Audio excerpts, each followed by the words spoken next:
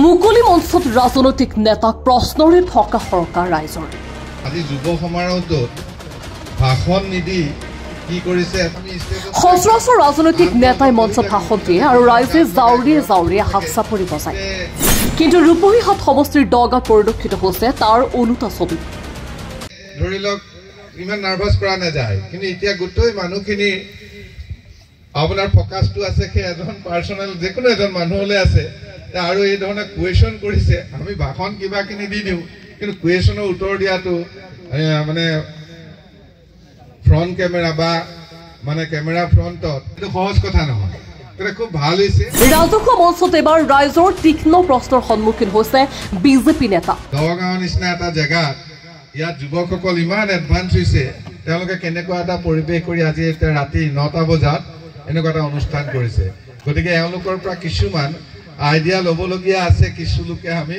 গতিকে এইটো আইডিয়াটো খুব ভাল লাগিছে আপোনালোকে আমাক আজি কি ক'ব কাঠগাড়াত উঠাই পেলাই আপোনালোকে আমাক আজি ধৰিব বিচাৰিছে অসমৰ ৰাজনৈতিক ইতিহাসত প্ৰথমবাৰৰ বাবে মুকলি মঞ্চত কোনোবা নেতাক এনেদৰে ৰাইজে প্ৰশ্নৰে থকা সৰকা কৰা আগতে হয়তো কোনোদিনে আপুনি দেখা নাই দগাৰ যুৱ সমাজে আয়োজন কৰে পোনপটীয়া প্ৰশ্নোত্তৰৰ অনুষ্ঠান ৰূপহীহাট সমষ্টিৰ যুৱ চামৰ উদ্যোগত দগা আঞ্চলিক খেলপথাৰত অনুষ্ঠিত হয় যুৱ সন্মিলন শীৰ্ষক এখন বিশেষ অনুষ্ঠানৰ উক্ত অনুষ্ঠানত মুখ্য অতিথি হিচাপে উপস্থিত থাকি ৰাইজৰ প্ৰশ্নৰ সন্মুখীন হয় নগাঁও জিলা বিজেপিৰ নেতা সুৰেশ বৰা ৰূপহীহাটৰ বিজেপি নেত্ৰী সালমা জেছমিন যুৱ নেতা কমৰুজ্জামানক আৰু আবুল হুছেইন সংখ্যালঘু অধ্যুষিত অঞ্চলটোৰ ৰাইজৰ বহুদিনীয়া সমস্যাৰ সমাধান সন্দৰ্ভত আমাৰ নেশ্যন টিভিৰ পৰিচালন সম্পাদক এটা চাবুল হাছানে ৰাইজৰ হৈ বিজেপি নেতাসকলক মুকলিকৈ প্ৰশ্ন কৰে প্ৰশ্নৰ উত্তৰত বিজেপি নেতাসকলে কি ক'লে চাওক এই সন্দৰ্ভত নেশ্যন টিভিৰ এক বিশেষ প্ৰতিবেদন আমাৰ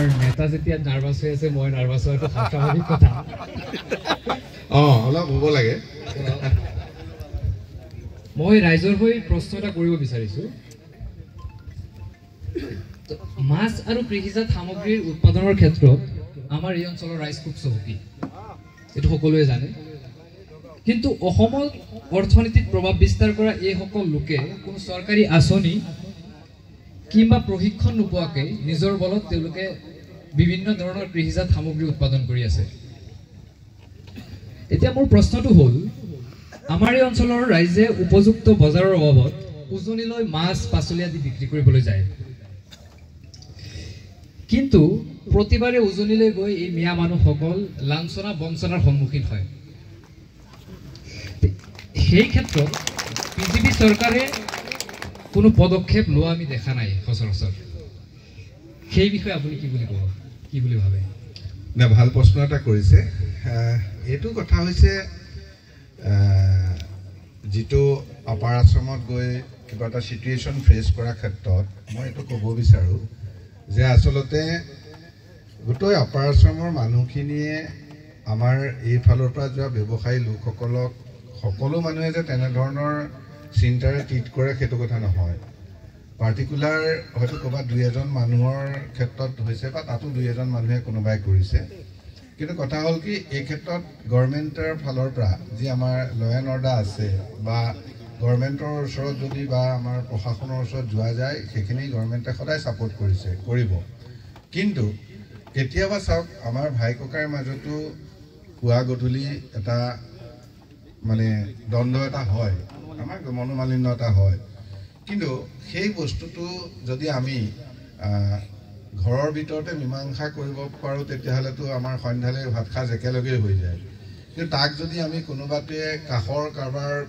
এঘৰৰ মানুহৰ পৰা আমি মানে ধৰি লওক অলপ ছাপোৰ্ট লৈ বা কোনোবাই আমাক অলপ উচতনি দিয়াৰ লগে লগে যে আমি নিজৰ ভাইজনৰ ওপৰতে আমি তেনেধৰণৰ চিন্তা কৰোঁ তেতিয়াহ'লে কি হয় দ্বন্দ্বখন বাঢ়ি যায় এতিয়া কথা হ'ল কি বস্তুটো গোটেই সামগ্ৰিকভাৱে ধৰিব নালাগে আপাৰ আশ্ৰমৰ মানুহে গোটেই মানুহখিনিয়ে কৰিছে বুলি ধৰিব নালাগে আৰু আপাৰ আশ্ৰমৰ কোনোবা 2জন বা 1জন মানুহে কৰা কথাটোক লৈ এনেকুৱা হ'ব নালাগে যে চৰকাৰে তাক ছাপোৰ্ট কৰিছে চৰকাৰে কাকো ছাপোৰ্ট নকৰে চৰকাৰে আইন কানুনকহে ছাপোৰ্ট কৰে গতিকে সেই কথাটো আমি চাব লাগিব আমি কিন্তু এইফালে আহি পেলাই কি কৰোঁ আমি এটা সমূহীয়া কৰি পেলাওঁ যে ইয়াৰ লোকসকলক তাৰ লোকসকলে এনেকুৱা কৰিছে মই ভাবোঁ তেনেকৈ ধৰিব নালাগে আৰু মাজতে তেনেকুৱা এটা হৈ গৈছে মই দেখিছোঁ যে কাৰোবাৰ 2-এজনৰ লগত হোৱা দ্বন্দ্বটো গৈ এটা মানে এটা মৎস্য ব্যৱসায়ীসকলে এটা মানে ষ্ট্ৰাইক কৰিলে বা তেওঁলোকে এটা কমেণ্ট কৰিলে, যাৰ কাৰণে বস্তুটো খুব এটা ডাঙৰ চিটুৱেশ্যনলৈ গ'ল। পিছত অৱশ্যে তেওঁলোকে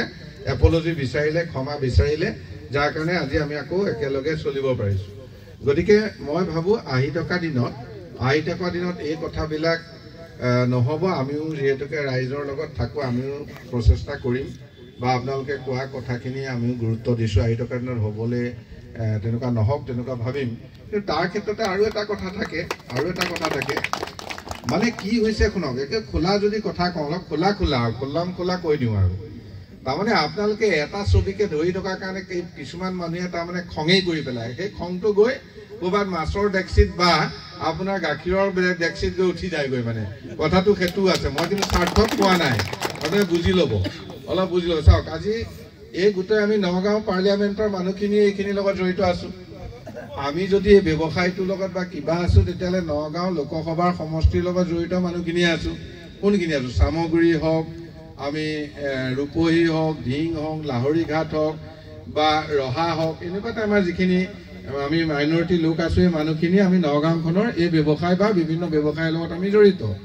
কিন্তু এই মানুহখিনিয়ে কি কৰে, মানে সমাজখন যোনফালে যায় সেইফালে নগৈ এটা বিপৰীত দিশত যোৱাৰ লগে লগে আচলতে কিছু মানুহৰ মনত মানে সন্দেহ আৰু খং এটা উঠে।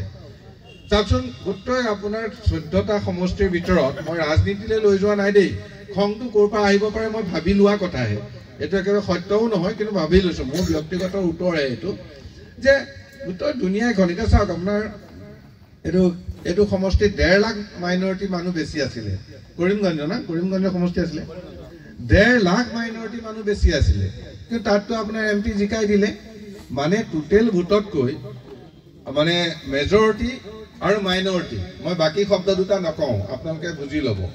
মেজৰিটি আৰু মাইনৰিটিৰ ভিতৰত মাইনৰিটি 1.5 লাখ ভোট বেছি আছিল, কিন্তু আপোনাৰ তাত কিন্তু তেওঁলোকে সমাজত 40% যিটো মানে এতিয়া চৰকাৰ মানে ৰাইজ যোনফালে আছে, বেছি ৰাইজ যোনফালে আছে মানুহ, তেওঁলোক বিজেপিৰ লগত গুচি গ'ল।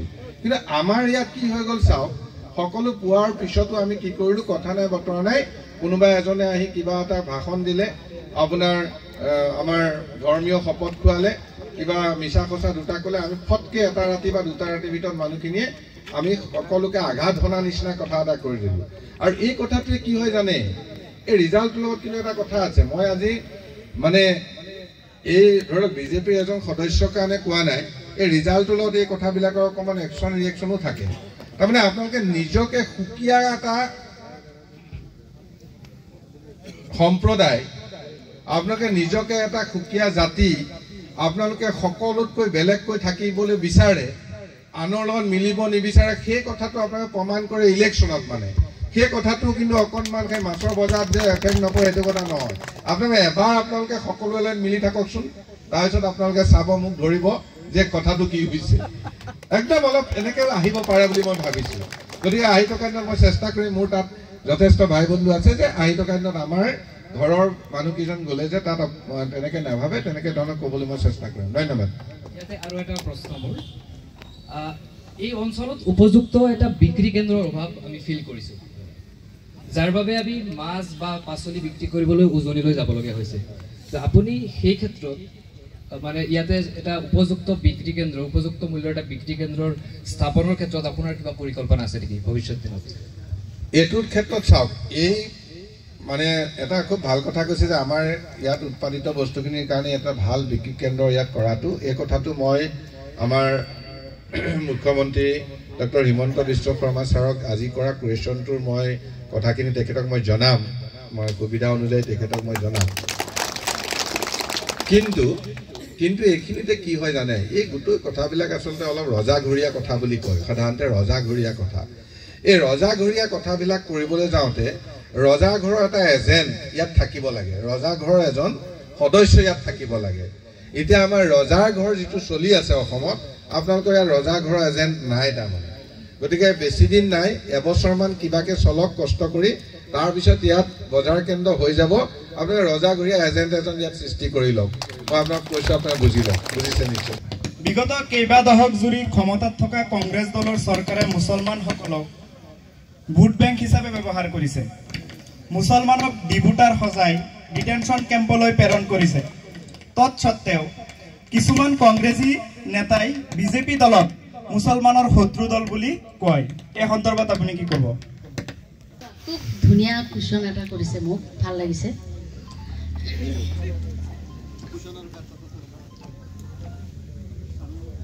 আজি চাওক, আমি ইমান বছৰে ডি ভোটাৰৰ ভয়তে হওক বা NRCৰ ভয়তে হওক আমি কংগ্ৰেছক ভোট দি আহিছোঁ। আমাৰ পূজা কম পঢ়া শুনা থকা আমাৰ মুছলমান মানুহখিনিক এটা কথা বুজোৱা হৈছিলে যে যদি কংগ্ৰেছৰ চৰকাৰ নহয় তেতিয়া NRCও নহ'ব আৰু ডি ভোটাৰ বনাই বাংলাদেশ পঠিয়াই দিব বেলেগ দলৰ চৰকাৰ হ'লে। তাৰপিছত 2014 চনত ভাৰতবৰ্ষত বিজেপি চৰকাৰ হ'ল। নৰেন্দ্ৰ মোদী ডাঙৰীয়া ভাৰতবৰ্ষৰ প্ৰধানমন্ত্ৰী হ'ল। তো প্ৰধানমন্ত্ৰী হৈ সবকা সাথ সবকা বিকাশ নীতি গোটেই ভাৰতবৰ্ষতে লাগু কৰি দিলে। তাৰ লগে লগে 2016 চনৰ নিৰ্বাচনত অসমত ভাৰতীয় জনতা পাৰ্টীৰ চৰকাৰ হ'ল আৰু সৰ্বানন্দ সোণোৱাল ডাঙৰীয়া অসমৰ মুখ্যমন্ত্ৰী হ'ল আৰু অসমৰ মুখ্যমন্ত্ৰী হৈ তেওঁ ঘোষণা কৰি দিলে যে NRC কৰি দিব।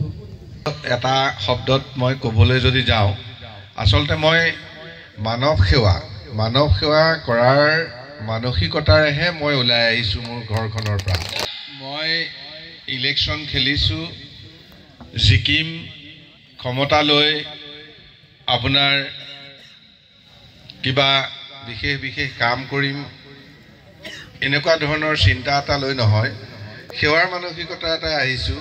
গতিকে সেৱাটোত জয় পৰাজয় ৰিজাল্টটো ৰাইজৰ ওপৰত নিৰ্ভৰ কৰিছে। ইয়াতে আমাৰ পৰাজয় হ'ল আৰু কংগ্ৰেছৰ জয় হ'ল।